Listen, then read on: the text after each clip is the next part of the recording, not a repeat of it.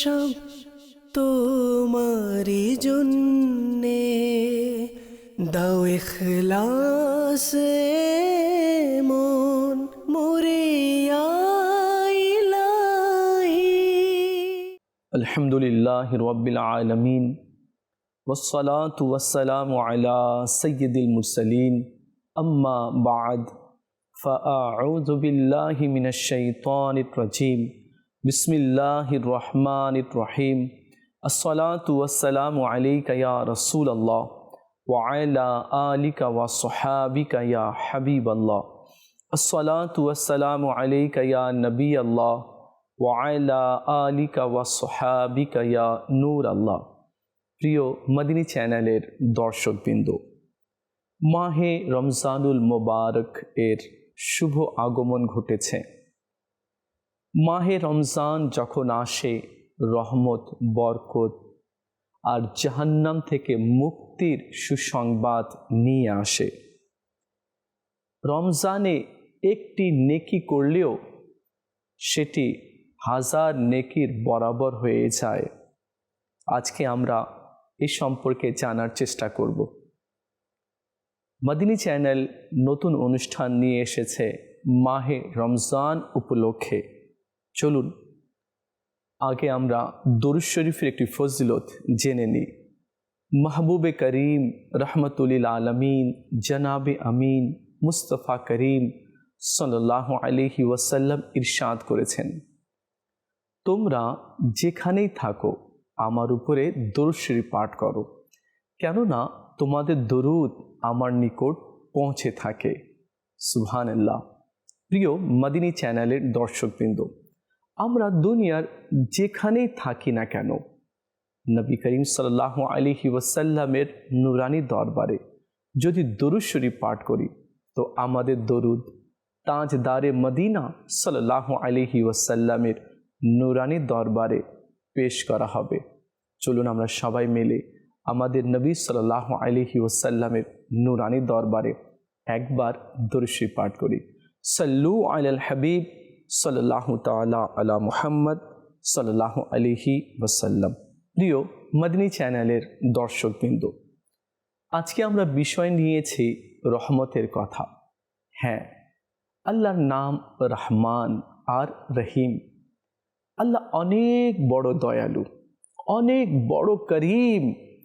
সে বড় বড় গুনাহগারকে ক্ষমা করে দিয়ে থাকে। কেউ যদি গুনাহ করে আসমান ভরে দেয়, এরপরে অনুতপ্ত হয়ে আল্লাহর দরবারে যদি তওবা করে, আল্লাহ তার জীবনের সমস্ত গুনাহ মাফ করে দেয়। আল্লাহ বড় বড় গুনাহগারকে কিয়ামতের দিনে ক্ষমা করে দিবে।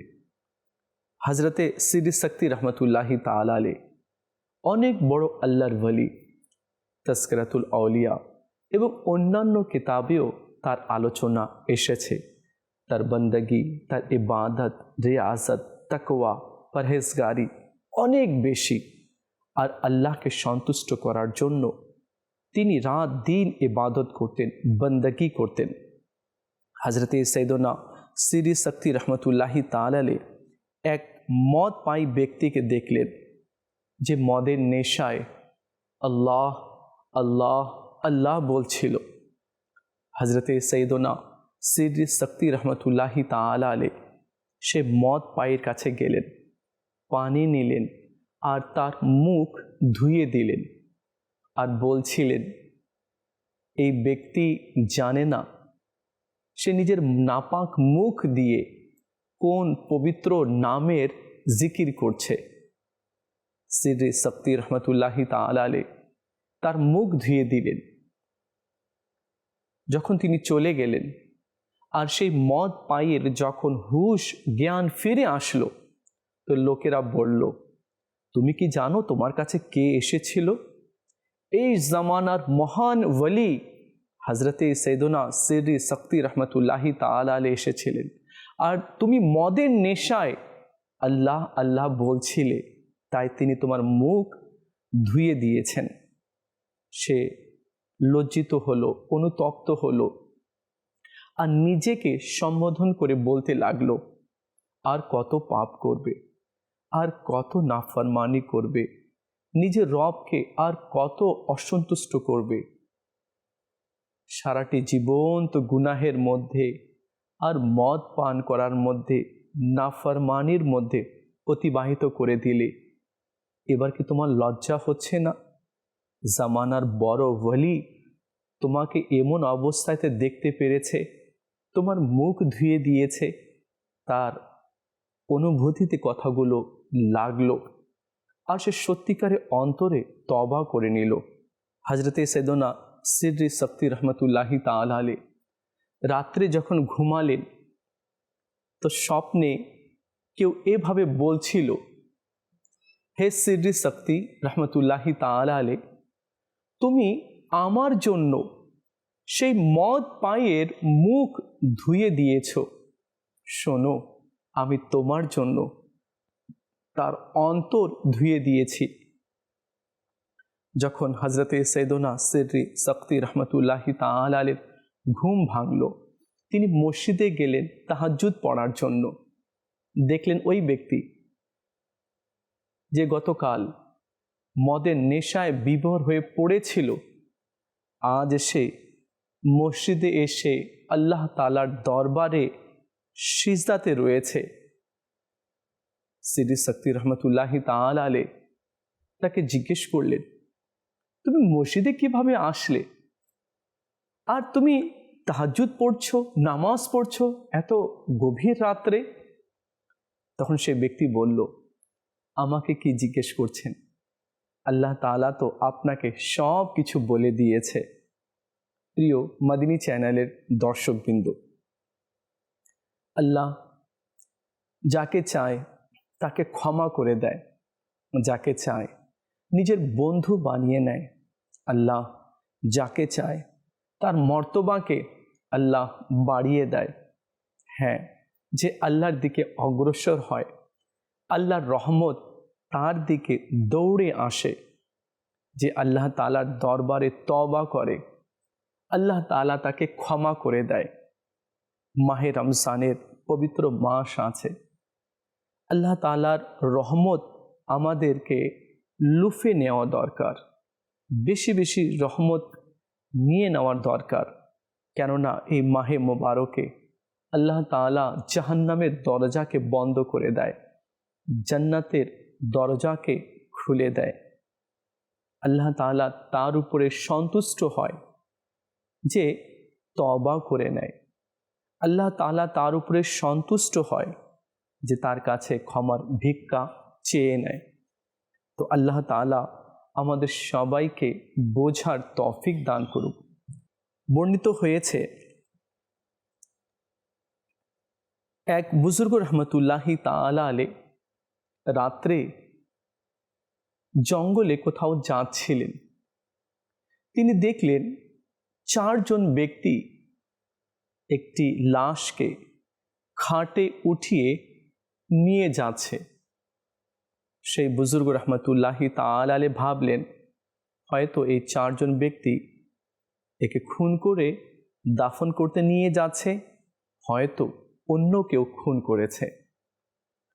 সে বুজুর্গ রহমতুল্লাহি তাআলা আলাইহি তাদের কাছে গিয়ে বললেন, দেখো আল্লাহর যে হক তোমাদের কাছে রয়েছে, আমি সেই রবের কসম দিয়ে বলছি, তোমরা সত্য বলো, এই ব্যক্তিকে কে খুন করেছে? তোমরা করেছো না অন্য কেউ করেছে?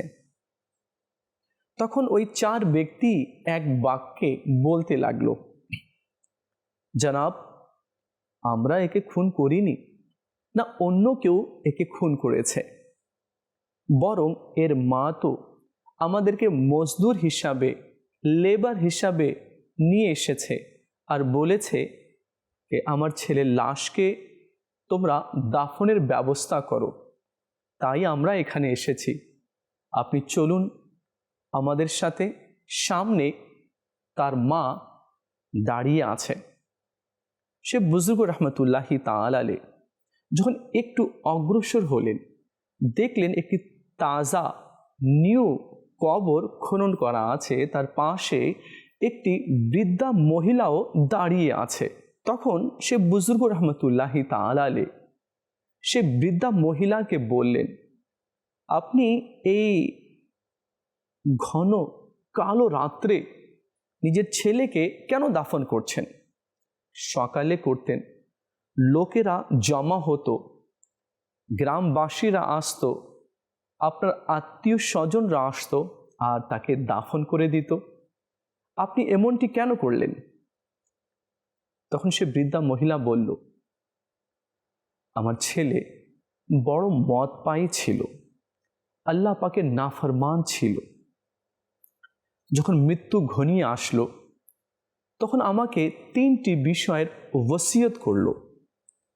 প্রথম হচ্ছে, মা, যখন আমি মারা যাব আমার পায়ে রশি বেঁধে ঘরের 4 কোণায় হেঁচড়িয়ে হেঁচড়িয়ে ঘুরিয়ে দিও, আর বলিও যারা আল্লাহ পাকের নাফরমান হয় তাদের এমনই শাস্তি হওয়া উচিত। আর নাম্বার 2, মা, যখন আমি মারা যাব তো রাত্রের অন্ধকারে আমাকে দাফন করবে, কেননা দিনের বেলায় করলে লোকেরা আমার উপরে নালত করবে আর এভাবে বলবে ভালোই হয়েছে, সে গুনাহগার মারা গিয়েছে।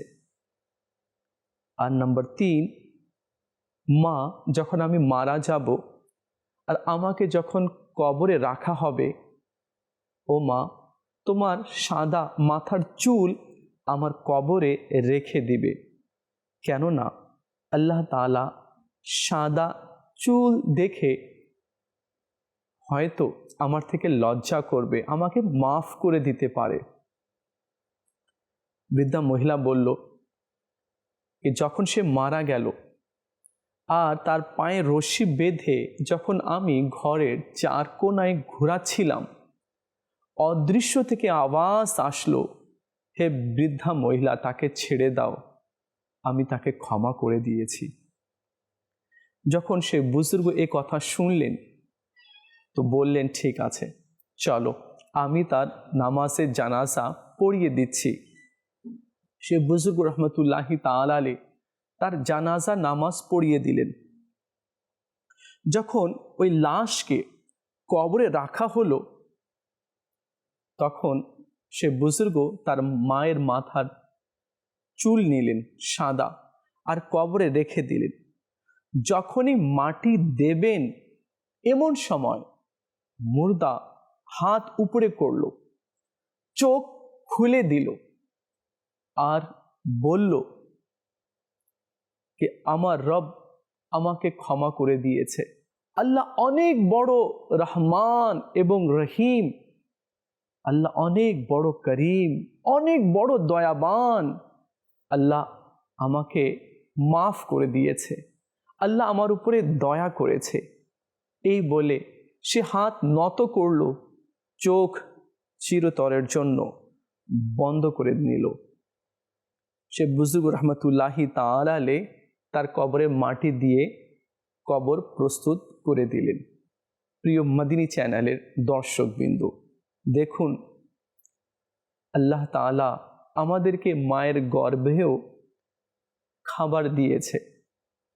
সে সময় মুখ দিয়ে তো আমরা আহার করিনি, মায়ের গর্ভে আল্লাহ তাআলা নাভির মাধ্যমে খাবারের ব্যবস্থা করে দিয়েছে।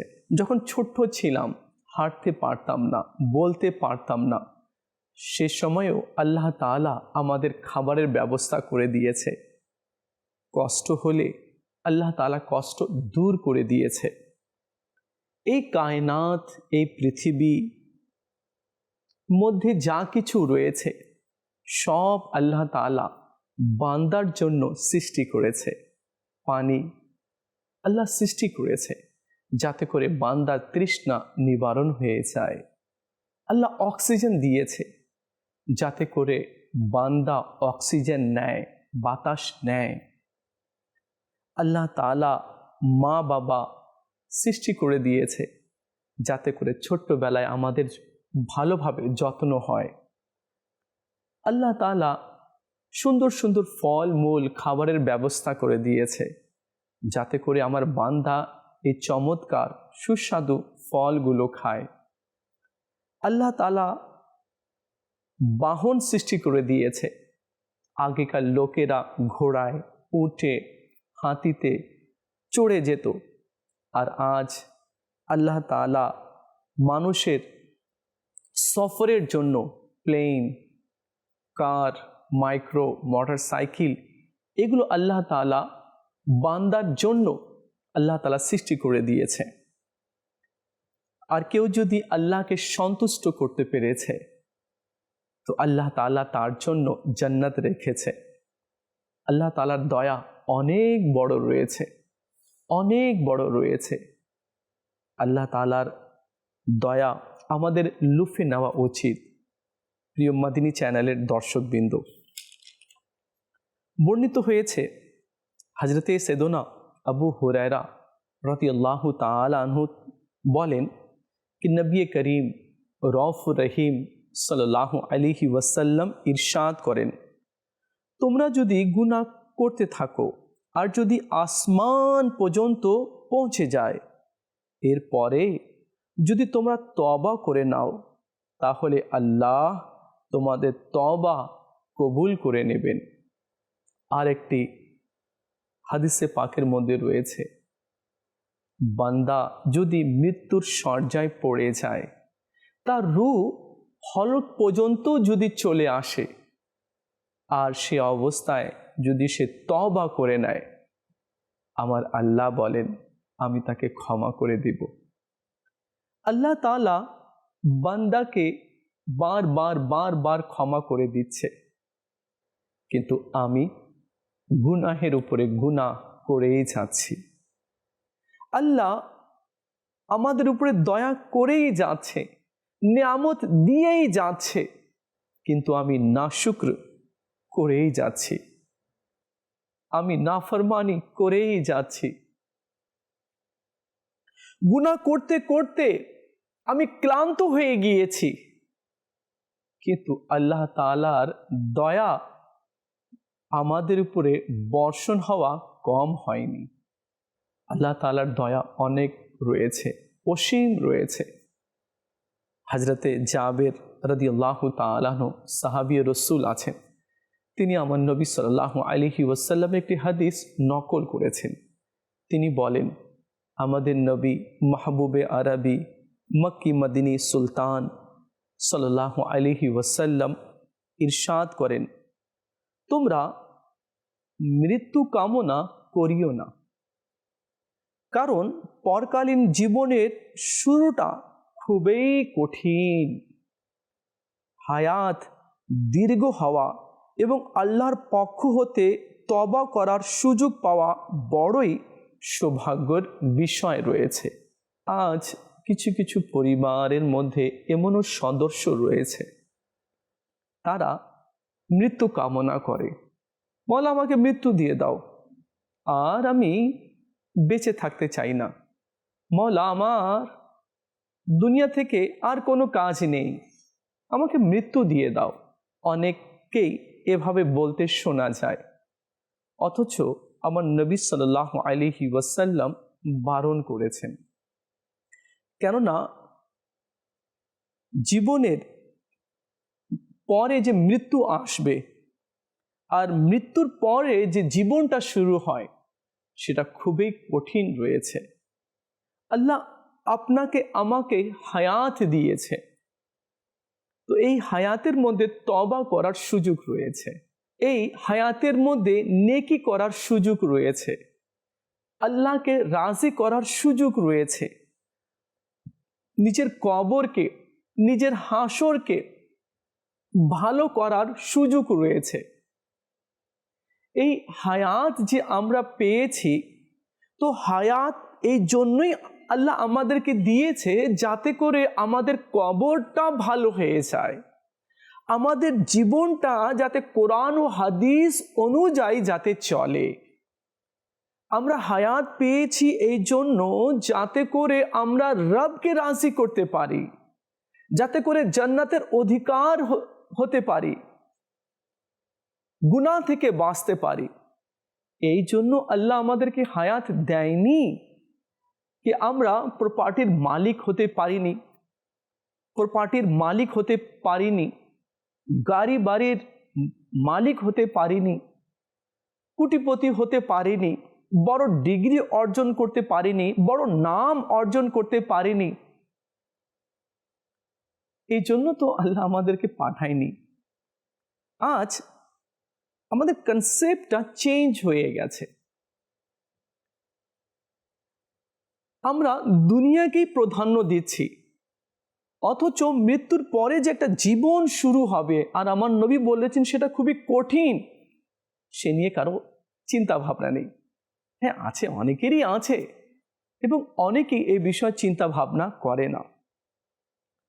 যদি প্রপার্টির মালিক না হতে পারে, বা কোনো সুনাম অর্জন করতে পারলো না, বা বড় ডিগ্রি অর্জন করতে পারলো না, ভালো চাকরি পেল না, অনেক সময় অনেক যুবক সুইসাইড পর্যন্ত করে নেয়, অথচ এটা হারাম আর জাহান্নামে নিয়ে যাবার কাজ।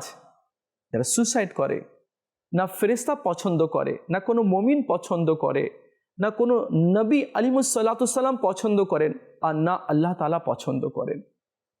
তো যাতে করে এইসব পথ কেউ বেছে না নেয়, কেননা আজ ডিগ্রি আছে, আজকে মূল্য দিচ্ছে, কালকে সেই ডিগ্রির কোনো মূল্য নেই।